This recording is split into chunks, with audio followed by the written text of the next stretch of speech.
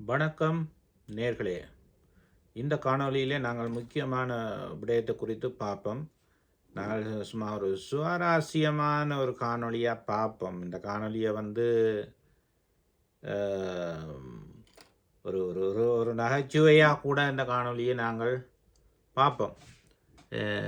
விடயம் என்னவென்று சொன்னால், முன்னாள் ஜனாதிபதி மஹிந்த ராஜபக்ச அவர்களுக்கு பாதுகாப்பு இல்லையா? அப்போ இது குறித்து தான் இந்த காணொலியில் நாங்கள் ஒரு ஒரு நகைச்சுவையாக தான் நாங்கள் இதை பார்க்க இருக்கின்றோம். வேறு விடயம் இதில் இல்லை. சும்மா நாங்கள் ஒரு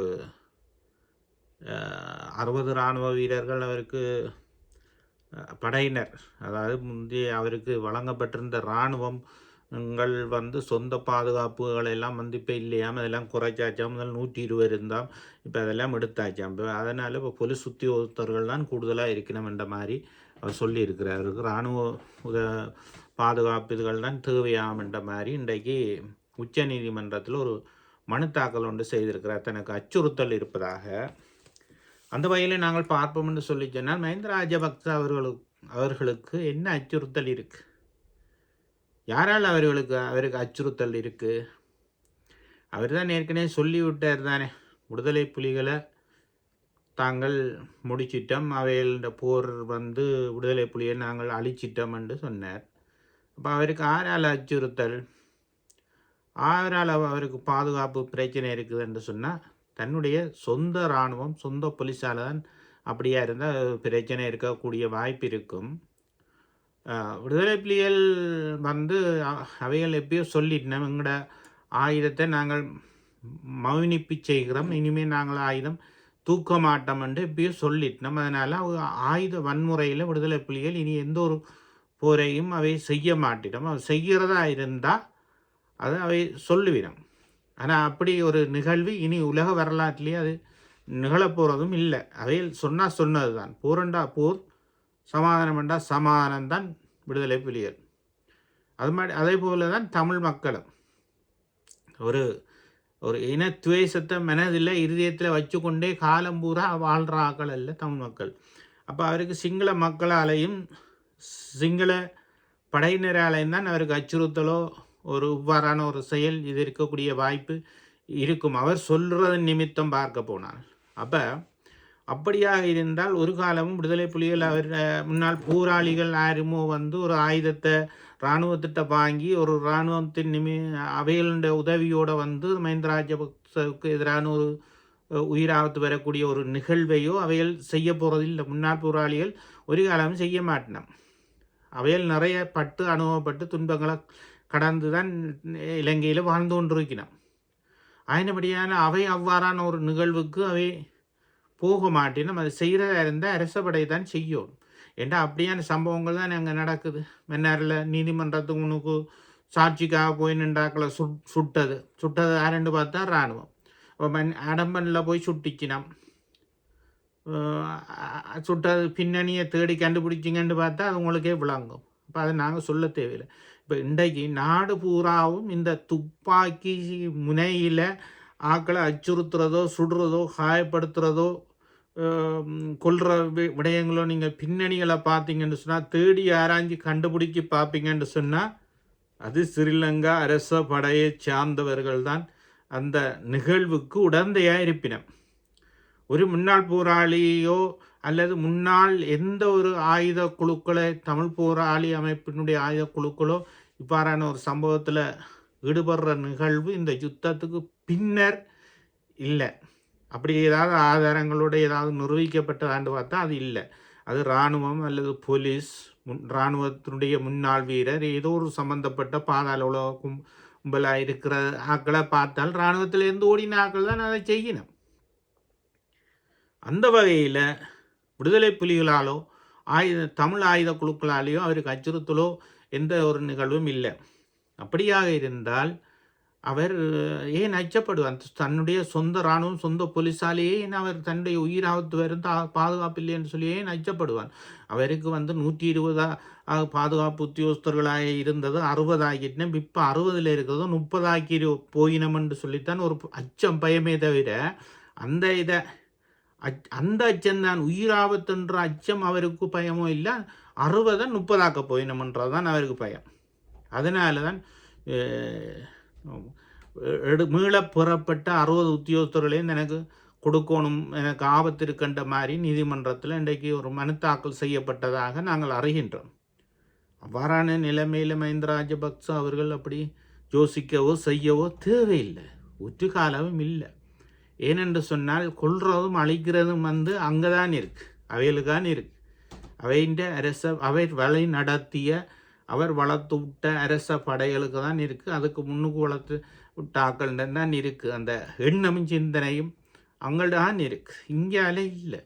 அப்போ தன்னுடைய யுத்த வெற்றியாளனுக்கே சொந்த படையால் பாதுகாப்பு இல்லை என்றால் என்னது?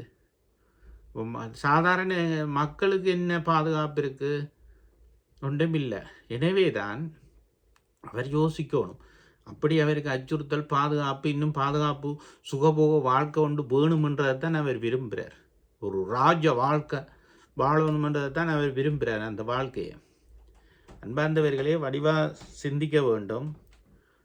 நாங்கள் தமிழ் மக்கள் உண்மையில் அவரை பாதுகாப்பு, அவரை கொல்ல வேண்டிய தேவையோ அவசியமோ எங்களுக்கு என்ன இருக்குது?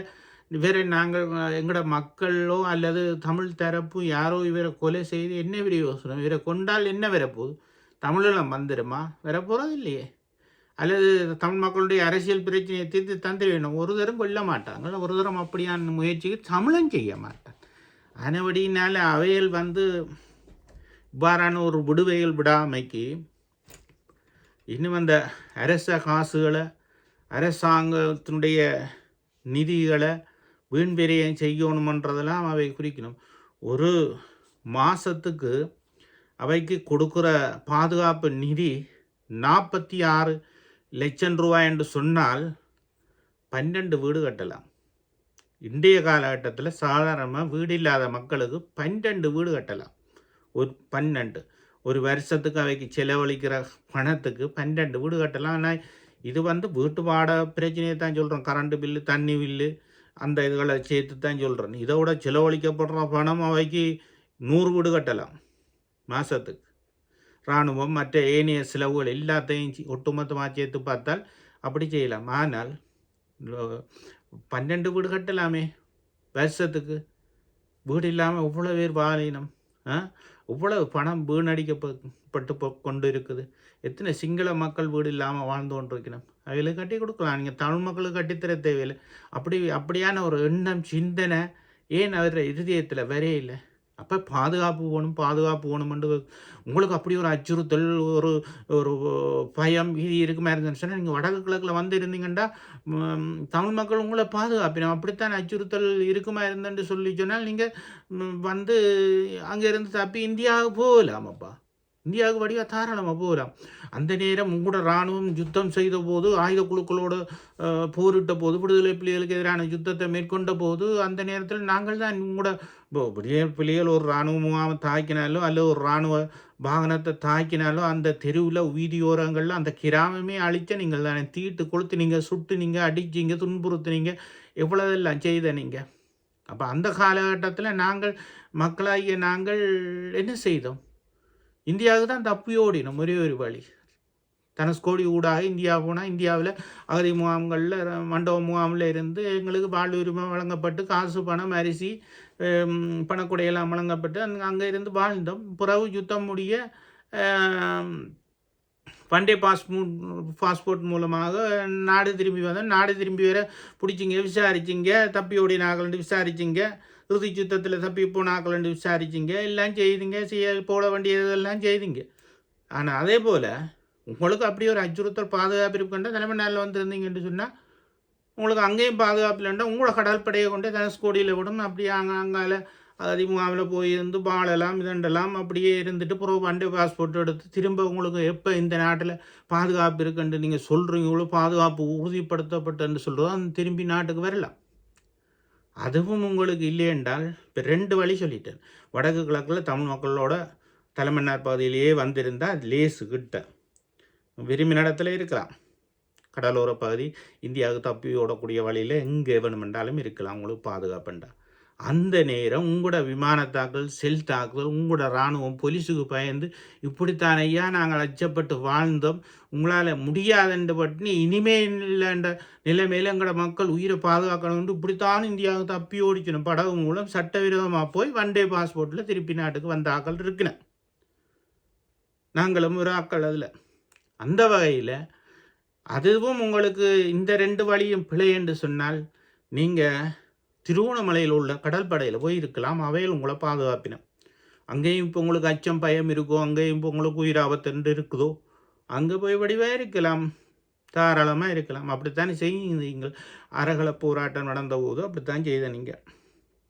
ஏனென்றால் நான் ஏன் இந்த வழியில் சொன்னேன் என்று சொன்னால், நீங்கள் இப்போ விமான நிலையம் ஊடாக நீங்கள் இன்னொரு நாட்டுக்கு அரசியல் போரிடம் கோரியோ நீங்கள் போக முடியாது. ஏனென்றால் உங்களுக்கு இப்போ தடசை இருக்குது, நாட்டை விட்டு வெளியேறலாண்டு போகலான்ற ஒரு நிலைமை இருக்கும் என்று நினைக்கிறேன். அது உறுதிப்படுத்தப்படையில நான் இருக்கும். ஆனபடியால் உங்களுக்கு ஒரே ஒரு வழி இதுதான்.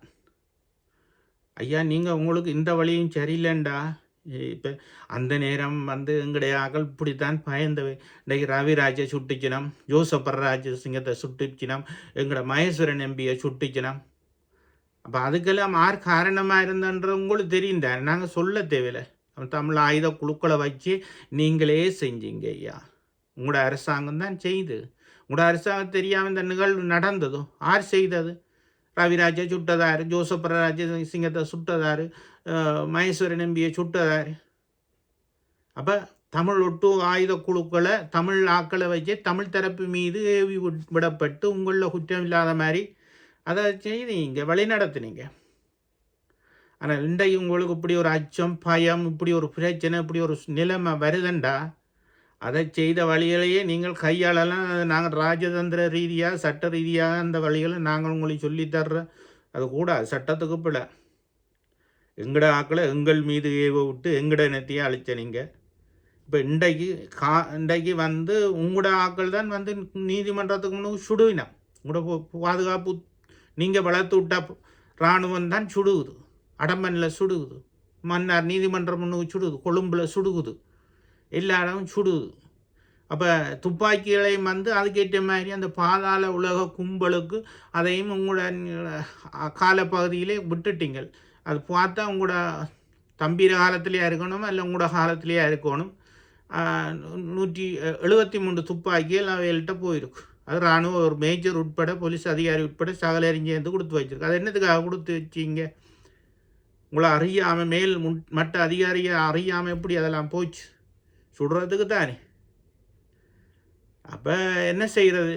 நீங்கள் நாட்டில் விதைச்சி விட்டுட்டீங்க, அது இப்போ பயிராக வளர்ந்துட்டுது, அறுவடை செஞ்சு தான் ஆகணும், அறுக்கத்தான் வேணும். நல்ல உச்ச விளைச்சல் உச்ச பயன் தரப்போகுது, அறுத்து தான் வேறு வழி இல்லை. ஐயா மஹிந்த ராஜபக்ச அவர்களே, உங்களோட மகன்மார் 2 ராஜபக்சவர்கள்ட்ட கேட்டு ஆலோசனையை பெற்று நாட்டில் நம்ம விட்ட தவறா சரியா பிள்ளையா, இந்த யுத்தத்தை நடத்தினது சரியா, நாங்கள் எதை செய்தோம், நாங்கள் எதை செய்யக்கூடாது, இன்றைக்கு எங்களுக்கு ஏன் இந்த நிலைமை என்று சொல்லி எல்லாம் தட்டி யோசித்து சிந்திச்சு பார்த்தீங்கன்னா ஓடி விளங்கும்.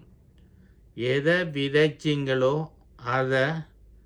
அதான் விளையும், அதைத்தான் அறுக்கணும். நெல்லை போட்டால் நெல்லை அறுக்கணும், புல்லை போட்டால் புல்லு வரும், சோளத்தை போட்டால் சோளம்தான் வரும். நீங்கள் வளர்த்தது, உண்டாக்கியது, உருவாக்கியது, விதைச்சது அறுத்துத்தான் ஆக வேண்டும். இது எங்களுடைய நியதியுமல்ல, தீர்ப்புமல்ல, இறைவன் வகுத்த வழி இது. அவர் தான் சொல்லியிருக்கிறார், எதை விதைக்கிறானோ அதைத்தான் மனிதன் அறுப்பான். அதையே நாங்களும் அறுவடை செய்து புசிக்கணும். வேறு வழி இல்லை. எத்தனை மக்களுடைய கண்ணீர்கள், கவலைகள், துன்பங்கள், எத்தனை பேர் காணாமல் போன பட்டியலில் இன்றைக்கு ஆயிரக்கணக்கில் தேடலில் இன்றைக்கும் இருக்கிறோம்.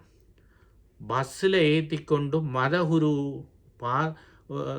உட்பட உங்களோட படையிட்ட பாரப்படுத்திச்சினம் தெரியலன்னு சொல்கிறீங்க. எங்கய்யா போச்சுது நீதி? எங்கே போச்சு? நீதியா அநீதியா? எல்லாத்துக்கும் காலம் உண்டு. நட்ட ஒரு காலம், பிடுங்க ஒரு காலம், அறுக்க ஒரு காலம், விதைக்க ஒரு காலம் என்று சொல்லிச்சிருந்தேன். முதல்ல விதை. அதுதான் அந்த காலம் வந்துட்டுது, நிறைவேறிட்டுது. நீதியின் காலத்தில் வந்து நிற்கிறோம். ஏதோ இறைவன் தான் எல்லாத்துக்கும் தீர்ப்பளிக்கணும். உங்களை நீங்கள் பாதுகாத்து கொள்ளுங்க, எங்களை நாங்கள் பாதுகாத்து கொள்கிறோம். இப்படியான துன்பங்கள் துயரங்களோடு வாழ்ந்த காலம் உண்டு. எத்தனை எளிய மக்களுடைய கண்ணீர்கள் அந்த மண்ணில் சிந்தப்பட்டிருக்கிறது. இவர்களுடைய கண்ணீர்கள் யோசிச்சு பாருங்க ஐயா மஹிந்த ராஜபக்ச அவர்களே, என்ன செய்வது? யுத்த வெற்றியாளனுக்கு இன்றைக்கு இந்த நிலைமையா? அன்றைக்கு யுத்த வெற்றியாளன் சரத் பொன்சேகாவை அரெஸ்ட் பண்ணி உள்ளே போட்டிங்க. அவருடைய இருதயம் மனம் என்ன பாடுபட்டிருக்கும்? ஒரு யுத்த வெற்றியாளர் இராணுவ வீரனுக்கே அந்த நிலைமை. எல்லாம் ஒரு கொஞ்ச காலம்தான். ஆடி அடங்கும் வாழ்க்கையடா இதான் சொல்கிறது. 6 அடி மண்ணே நமக்கு சொந்தமடா. எந்த சொத்தை சுருட்டின பணத்தையோ காசையோ நீங்கள் கொண்டு போகிறதுல எல்லாம் வெறுமனை வந்தீங்க, வெறுமனை தான் போவீங்க. அத்தனையும் விட்டுட்டு தான் போகணும். எனக்கும் அதுதான் முடிவு, உங்களுக்கும் அதுதான் முடிவு. நானும் பெறும்போது ஒன்றும் கொண்டு வரையில, நீங்களும் போகும்போது கொண்டு போகிறதல்ல. இந்த உலகத்தில் வாழுகிற ஒவ்வொரு மனிதனுக்கும் இதுதான் முடிவு, இதுதான் தீர்ப்பு. அவனவன் எதை விதைக்கிறானோ அதைத்தான் அறுக்கணும். நன்மை செய்தால் நன்மையை அறுப்போம், தீன்மை செய்தால் தீமையைத்தான் அறுப்போம். நன்றி, வணக்கம் நேயர்களே. மீண்டும் ஒரு காணொலியில் சந்திப்போம்.